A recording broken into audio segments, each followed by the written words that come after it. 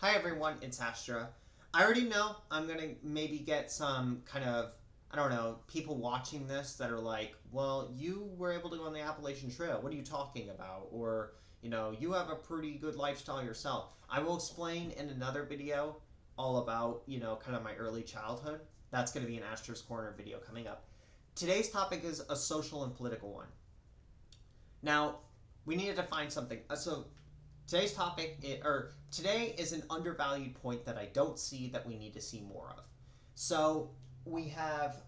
I want everyone to be very clear about what Astra's terminology is. So my terminology is I'm on the far left of the spectrum, so to speak. Very, very far left. Anti-capitalism. So I want people. Here's the thing. I don't agree with like center left or left, even left wing people being for like capitalist reforms and stuff like that, but keeping the system, and then the right wing, advocating for like tax cuts and they're super, super for the system. I think that if you are right wing, you are for the system, and that includes US Democrats, US Republicans, US Independents, US Libertarians. And if you're on the left, you are against the system, and this would be third parties. This would not be part of the duopoly or even the major third parties in the United States. So when I refer to this video, I'm referring mainly to the US Democratic, since most of the leftists are just part of the US Democrat Party that votes blue no matter who. Even though they abandon their social values, like whenever it gets hard for them in an election, they'll abandon their social values and try to adopt something more popular instead of sticking up for their kind of previously advertised beliefs, just so they can attract younger voters to them back, because the Republican messaging is so strong and they're stealing away. The alarmism is stealing away votes, right? And so that's one of the major issues I have with the Democrats, is that they have shown time and time again on things like LGBT issues that they will abandon us or shift to the right or kind of rephrase things, which take away from our kind of existence, just to appeal to people that have kind of moved over to the Republican messaging. But the other thing is, like I said, center left Democrats are not left, they are right wing. Because what? They advocate for a few things to get taxed more? Okay. They advocate for public services to get expanded? Okay. Tell me how that's against the system, right? If we're going to have a left and a right, doesn't it make sense for one to be against the system and all of its kind of properties and ways that it manifests, and the right be for the system and for keeping it, right? And if there's small forms and things, reforms and things of that sort, you're still right wing, you're still for the system. It doesn't make sense to classify it in any way, because then it just becomes really confusing. So I am part of the far left, the extreme left in the United States, but I'm not a vote blue no matter who person, and I'm against capitalism. And it's not just emotionally because I want to help poor people. I mean, obviously, the Republicans would say, well, expand or cutting corporate taxes and increasing like corporate profits creates more jobs, which helps poor people. So they have their own way. It's not that they hate poor people, it's just that they have their own way of, and I think falsely, because the economy is much more nuanced than that. I think they just have their own way of trying to solve things like poverty and unemployment in a way that I don't agree with, right? So I want to be in good faith when I talk about Republicans in that situation, right? And we are talking about a massive group of people. So again, I will be saying Democrats and Republicans and leftists, and but leftists are here, they're way out here, and the duopoly is like right next to each other, and they just act like they're against each other, but they mostly agree on the same thing. All right. Sorry about that. I know. Okay, so what is this problem? Have you ever seen on videos, especially Republicans and deep capitalists, maybe libertarians post? They'll post videos about entitled leftists, or they'll post videos about entitled liberals, more or less. This is a thing that Republicans don't understand, is that um, liberals are very different from leftists. They just try to act and virtue signal and LARP like us, but they're not part of us. Therefore, again, just making a few things more publicly available, okay, and some tax increases. That's it as far as economics. So, how are they with us? They're not. So long as the reward the system rewards as much production as possible, nothing is going to change. So Republicans will often say things in videos like, look at this entitled leftist. They have wealthy parents or well-off parents, or even they were born in America where they have access to clean food and water and things of the sort. The goalpost kind of shifts. So if they're like really wealthy, they'll say, oh, look at your parents' income. And if they're not so wealthy, they'll say, yeah, but you have like clean food and water and stuff like that, and other people don't in other countries. Even though, the West has the global North, especially the West, has exploited the global South for the longest time to their benefit.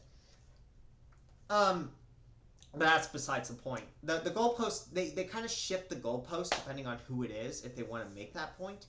But what I also notice is that the 1%, or which is 3 million people, and I know it's made of like a lot of lawyers and doctors and things of that sort. It doesn't have to be a CEO of a major company. It's 3 million people. But what I notice is that the Republicans will always refer to the 1% as this kind of liberal, elitist, kind of snobby, white-collar class. And what I want to remind them is that there are a lot of companies out there, think like food production, think like oil and gas, think like electric company, like things of that sort that are not, super clean, that are trade companies, right? All sorts of miscellaneous companies that are Republican, or that they donate to Republicans, and the top Republican donors are from these companies or from these sectors because conservative policies benefit them, right? So a little bit more than Democratic policies do. So you'll see. So this is the thing that bothers me. Republicans always think of like rich kids like as these like liberal snotty 1%, doesn't really, wants to help poor people but does nothing, has all the wealth and stuff. And okay, I just want to make a disclaimer that they're right about a lot of those kids.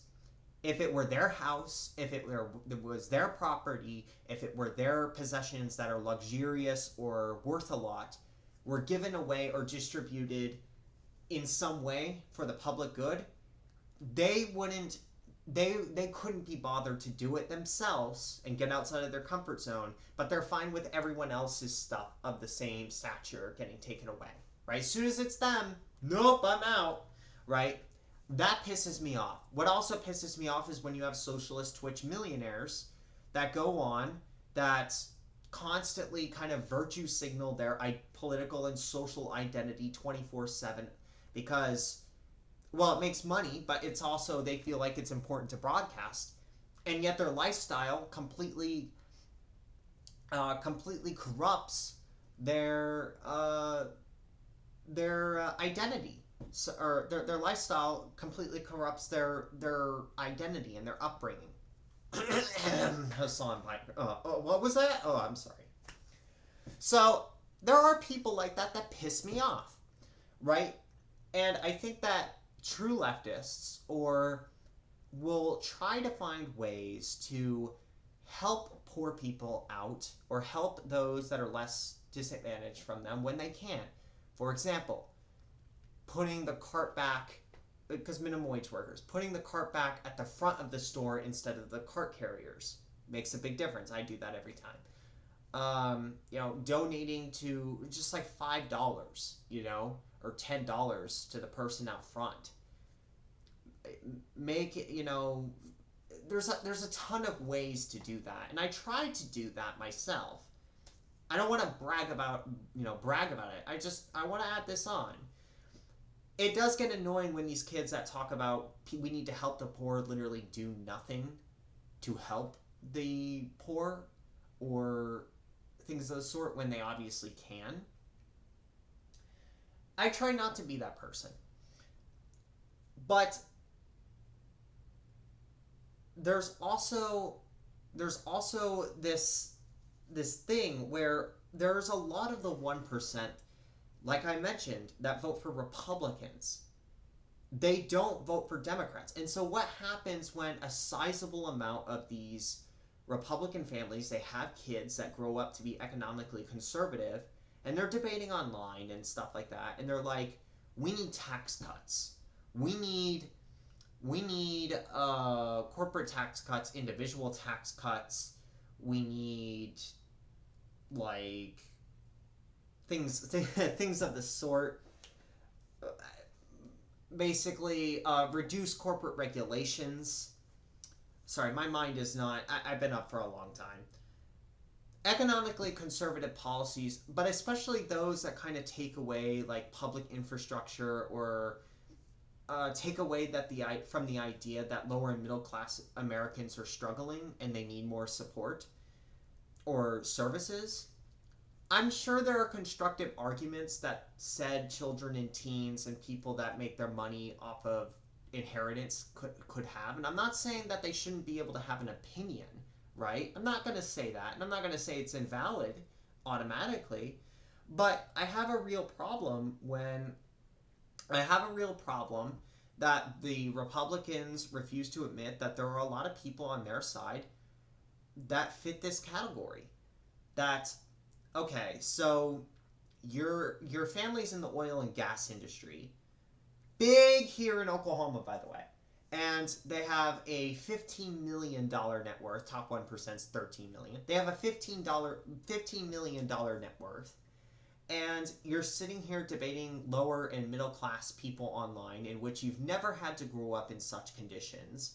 That no, in fact, we need welfare cuts. No, in fact, we don't need to invest in public transportation for people that can't afford it. And no, we don't need universal or even affordable healthcare in college. We need private options.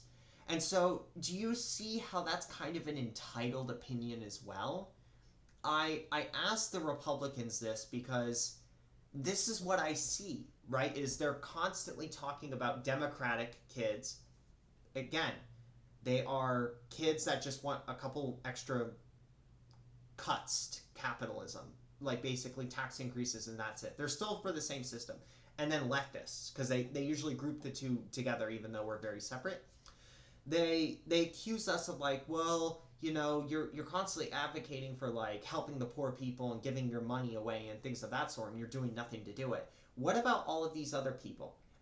What about all these other people that are very wealthy, that are part of that top 1% in conservative areas, and they're talking about hard economically conservative policies that that kind of take away from the perceived benefit of lower and middle classes. If they can use like, this is why it would hurt you all, that's okay. I can understand that a bit. However, if they're advocating like, oh no, taxes are way too high on the highest earners, and I have an issue with it. It's because you haven't lived like the majority of Americans have, paycheck to paycheck, when a $6 coffee every day for how many ever years determines whether you retire 20 years earlier or not. You haven't had to experience that reality. And you have to be very conscientious about when you're going into debate with these people that are struggling, because they don't have reliable transportation, and they don't have like good, they want something to change. That you were born, and this isn't a choice, nobody gets to choose their class, that you were born in a much better position than them, and you're not extending any sort of empathy, or like you're not trying to fit yourself, you're not trying to live in their shared experience or see their shared experience. I want to emphasize that there is a difference, right? Because these right wing kids that are going around are not, in particular, virtue signaling about helping the poor, and the poor people lack this. And these liberal, white collar, kids are. I understand that. But it's still an issue. It's still an issue because you're going to be advocating for tax cuts, right, for the wealthy and the corporations, and the lower middle class people are telling you, like, we need this, right? We need this because we need to survive. We need to be able to breathe because it's getting harder every year because we're living paycheck to paycheck every single year. I think that's an issue. I think that if you're not able to kind of like work and reason with that, in which case, like liberals and leftists, there are a lot of people on the right that don't do a good job at this, and they don't try to in good faith. They let it go. I think that if you don't address it, it's a big problem. And the reason why I'm talking about it here is because I never see this. It's always the liberal, Northern Virginia, Silicon Valley, New York City, liberal privileged kids. It's never the top 1% conservative kids that are advocating for cuts to public transport or healthcare, because the upper portions of the country have to spend more money on such. Or so that's all I wanted to state. Basically, I tried to give a lot of. I'm sorry. I tried to give a lot of kind of benefit of the doubt here. I try to make a lot of social considerations when kind of speaking about this, as you could tell. I already know there's probably going to be people in the comments that are like, well, you got to do the AT and you're in a good position yourself. And I will talk about that in a later video. Most of my childhood, the vast majority of my childhood, first of all, I'm with somebody with severe psychiatric problems that has been through the system and has extreme trauma from it, but and has physical disability. But also, most of my childhood, I was lower middle class, and my dad worked in a hostile work environment without pay raises or promotions, and we kept falling behind every year. So I just wanted to give some little bit of context there, and we still live in some ways very modestly. So that's all I wanted to state. I just felt like sharing that. I hope that I was able to kind of make some good faith arguments here. This is just an issue that I've been seeing that kind of annoys me. I think another thing that really annoys me too is that a lot of Republicans in particular kind of stretch the privilege scale out. So, if a liberal kid makes $500,000, their parents make $500,000 a year or $2 million per year, they'll say, but you're at the top of the income ladder. But if they are considerably disadvantaged, then they'll say something like, well, you're in the United States and you have clean tap water and ice cubes and you have SNAP benefits, and so therefore you're privileged. And so they kind of shift the goalpost depending on where on the income continuum that these kids' parents have, which kind of pisses me off. So yeah, I'm saying some of these people, right?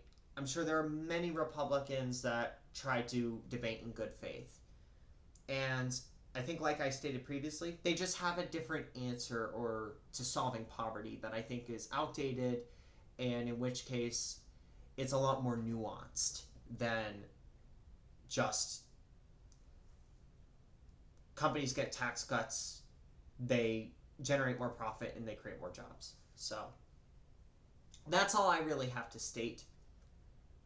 I know also that people don't really get to choose what income ladder that they are assigned to, which is another mini point that I'll add for people that are kind of on the right wing, for example, is that if there is some sort of leftist kid whose parents make $300,000 or $500,000 a year, what would they actually have to do to, in your eyes, really show their true self, right? Really want to distance themselves from their parents and their money, really want to help solve inequality, really cares about justice, right? Because if there's no way, and you're always going to criticize them no matter how hard they try for, well, your parents have this income and you're here advocating for this, but that's unchangeable, right? At least when you're a minor and you have to be under your parents' roof. That's really not fixable. So I also just want to kind of tell some people this. I feel like I've given all the points that I want to here today. So thank you all. I appreciate you all watching my channel like usual. And yeah, Astra is out.